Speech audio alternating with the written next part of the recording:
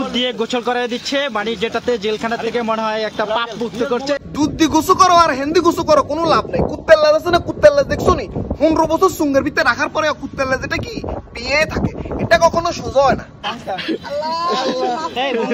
আচ্ছা আল্লাহ মাফ করবো খালাম্মা, কিন্তু মাপটা তো সঠিকভাবে চাইতে হইব। আনার হুতেরে বলিয়েন চিবা চাবাত কম যাইতে, আর মায়ের বয়সী বেডিও গেছে গুরগুর না করতে। ওই যে মায়ের বয়সী বেডি গেল লগে দিনের পর দিন বিয়ে না করে সংসার করছিল, পরে কি হয়েছে দেখছেন? শেষমেশ বাগে বনিব না টিকে নাও আর কি, সোজা আনার হুতেরে ধরি হোরবারই থাড়ে দিছে। কয়েক প্যাকেট দুধে কি ফাপ মুছন কেন?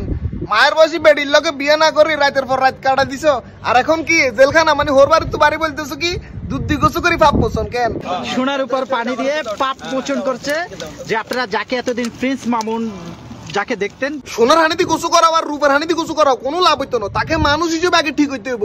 আগে করতো টিকটক লাইকি, রাস্তার মধ্যে মানুষটা ইচ্ছা মতো যন্ত্রণা দিত, তারপরে বুইয়া বেডি টিয়ালা বেডি তো ইচ্ছে কদিন ঘুরঘুর করছে, বেডির লগে বনি বানায় না, বেডি গিয়ে শ্বশুর বাড়ির ভিতরে হান্ডা দিছে।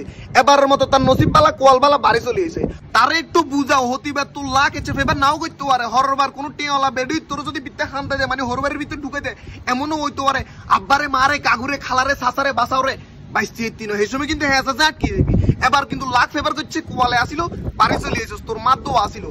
বাবা মাকে তো অবশ্যই মিস করছি, তাদের জন্য চোখের অশ্রু মনের অজান্তেই চলে আসছে। আন্টি খালাম্মা মানে মামুনের আম্মা আপনাকে বলতেছে, আন্টি আপনার খোলাকে বলেন যে টিয়াওয়ালা বুইয়া মার বয়সে বেডি হইছে তার না ঘুরে, এটা তার জীবনের একটা সিগন্যাল আসিল। সে এবারের মতো যদি বালা হইতো না হারে, সে জীবনে আর বালা হইতে হইতো না। তার জীবনে কি ওই যে টাকাওয়ালা চুগের মাম্মিদের ইচ্ছে ঘুরের অভ্যাস যদি সে রাখি দেয়, পরের বার এমনই হইতো হারে সে বিদ্যা হান্দাইলে ডিম যে কোগা তলে দিয়ে ডিগবো সে নিজেও কল্পনা করতে হইতো না।